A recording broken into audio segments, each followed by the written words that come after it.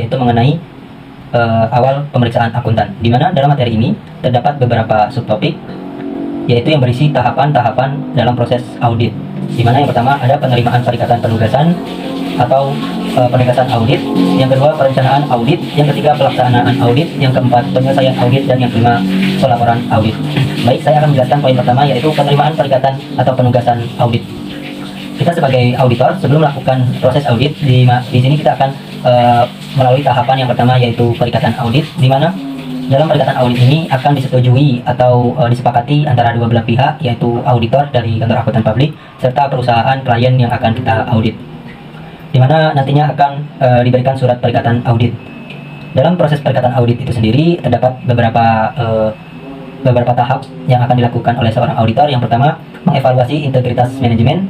Ini bertujuan agar seorang auditor itu dapat memperoleh laporan keuangan perusahaan suatu klien, dan laporan perusahaan klien tersebut dapat dipercaya dan dipertanggungjawabkan dalam audit nantinya. Dalam proses mengevaluasi integritas manajemen ini, seorang auditor harus melalui beberapa cara. Yang pertama, melakukan komunikasi dengan auditor terlebih terdahulu yang telah sebelumnya terikat oleh klien. Yang kedua, meminta keterangan kepada pihak ketiga, itu bisa melalui pihak bank ataupun pihak ketiga lainnya. Yang ketiga, melakukan review terhadap pengalaman auditor terdahulu yang bersangkutan dengan klien yang akan kita audit laporan keuangannya. Selanjutnya yang kedua dalam perikatan audit, yaitu mengidentifikasi keadaan khusus dan risiko besar, di mana seorang auditor kita harus mampu atau harus bisa melakukan evaluasi atau identifikasi terhadap risiko yang nantinya akan kita hadapi dalam proses audit yang akan kita lakukan pada perusahaan klien tersebut. Di mana dalam mengidentifikasi ini ada beberapa cara dan tahapan. Yang pertama, mengidentifikasi memakai laporan audit. Maksudnya adalah laporan audit yang telah kita audit nantinya akan digunakan oleh pihak mana, yaitu pihak yang berkepentingan atau yang membutuhkan laporan yang telah diaudit. Yang kedua, mendapatkan informasi tentang stabilitas keuangan dan legal calon klien di masa depan. Yang ketiga, mengevaluasi kemungkinan dapat dan tidaknya laporan keuangan klien tersebut bisa kita audit atau tidak. Maksudnya adalah laporan keuangan dari suatu klien tersebut layak atau tidak kita lakukan audit, pantas atau tidak kita lakukan audit dengan memenuhi standar-standar akuntansi yang berlaku.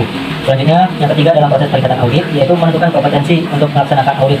Dalam hal ini, terdapat standar umum yang berbunyi bahwa audit harus dilaksanakan oleh seseorang atau lebih yang memiliki keahlian dan pelatihan teknis cukup sebagai auditor. Maksudnya adalah seorang yang melakukan audit atau auditor itu adalah orang yang memiliki kepelatihan khusus terhadap ilmu audit itu sendiri. Tidak bisa sembarang orang melakukan audit karena akan melalui beberapa tahap dalam proses audit yang mungkin cukup sulit bagi orang yang tidak memiliki keahlian. Dalam kompetensi keahlian audit ini, seorang auditor akan dibantu oleh tim, di mana tim tersebut akan terdiri dari yang pertama seorang partner yang bertanggung jawab dalam penyelesaian keseluruhan perikatan audit. Yang kedua adalah manajer yang mengkoordinir atau mengawasi seorang auditor dalam proses audit. Dan yang ketiga adalah auditor, yaitu orang yang melakukan proses audit atau yang terjun langsung ke lapangan dalam mencari bukti-bukti audit. Selanjutnya yang keempat dalam perikatan audit, yaitu menilai independensi, di mana terdapat standar umum yang berbunyi dalam semua hal yang berhubungan dengan perikatan, independensi dan sikap netral harus diterangkan oleh auditor. Maksudnya adalah seorang auditor itu harus memiliki independen dalam dirinya, tidak boleh terpengaruh ataupun tidak boleh dipengaruhi oleh pihak luar yang mungkin memiliki kepentingan atau maksud tertentu untuk mempengaruhi seorang auditor. Maka seorang auditor harus memiliki independensi yang kuat dalam dirinya.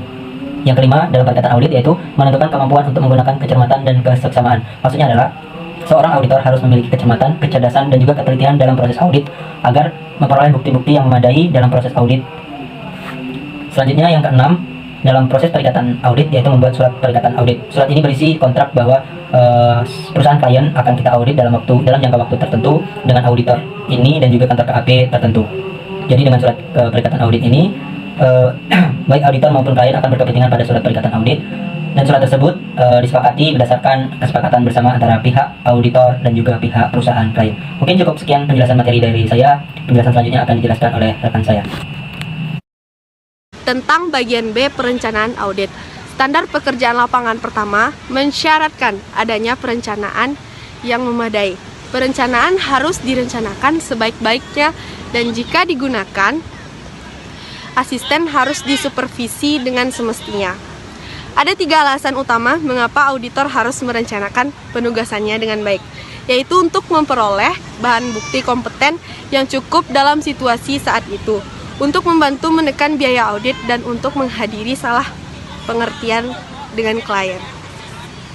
Setelah auditor memutuskan untuk menerima perikatan audit dari kliennya, auditor kemudian merencanakan auditnya melalui 7 tahap, yaitu yang pertama memahami bisnis dan industri klien, yang kedua melaksanakan prosedur analitik, yang ketiga mempertimbangkan tingkat materialitas awal, yang keempat mempertimbangkan resiko bawaan, dan yang kelima mempertimbangkan berbagai faktor yang berpengaruh terhadap saldo awal jika perikatan dengan klien berupa audit tahun pertama. Yang keenam, mengembangkan strategi audit awal terhadap asersi signifikan. Dan yang terakhir, yang ketujuh, itu memahami pengendalian interklien. Dari situ, auditor bisa menentukan jenis audit apa yang akan dipilihnya. Selain itu, auditor juga akan mempertimbangkan segala risiko yang mungkin timbul dalam proses audit. Sebelum melangkah ke proses selanjutnya, auditor perlu meminta persetujuan dari pihak perusahaan. Dan kita masuk pada subtopik yang ketiga, yaitu tentang pelaksanaan pengujian audit. Setelah membuat perencanaan audit, laporan keuangan, maka saatnya melaksanakan pengujian audit. Pada tahap ini, auditor akan melakukan pengujian analitik, pengujian pengendalian, dan pengujian substantif. Singkatnya, pengujian analitik dilakukan auditor dengan mempelajari data-data dan informasi bisnis klien dan membandingkan dengan data dan informasi lain. Pengujian pengendalian merupakan prosedur audit untuk melakukan verifikasi efektivitas pengendalian internal klien.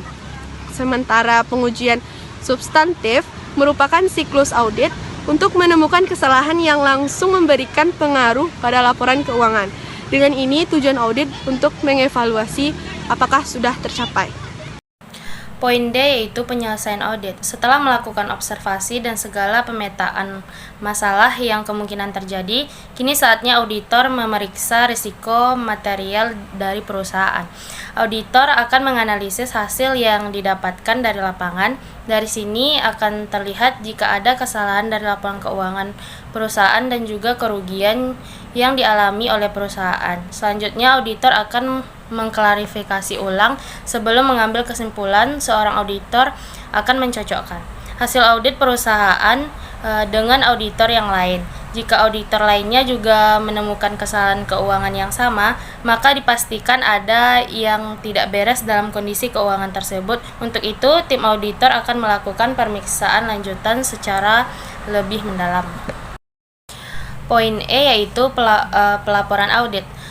Tahap terakhir yaitu pelaporan audit, yaitu hasil dari pekerjaan audit yang telah dikerjakan. Laporan ini merupakan bentuk komunikasi auditor dengan pihak lainnya sehingga tidak boleh dibuat secara sembarangan. Di dalam laporan audit harus mencakup yang pertama yaitu jenis opini, yang kedua yaitu jasa yang diberikan, yang ketiga objek yang diaudit, yang keempat tujuan dan ruang lingkup audit, yang kelima yaitu hasil audit dan rekomendasi yang diberikan. Jika ada kekurangan, laporan audit merupakan tanggung jawab audit yang besar sehingga untuk memutuskan dan membuat laporan ini harus hati-hati.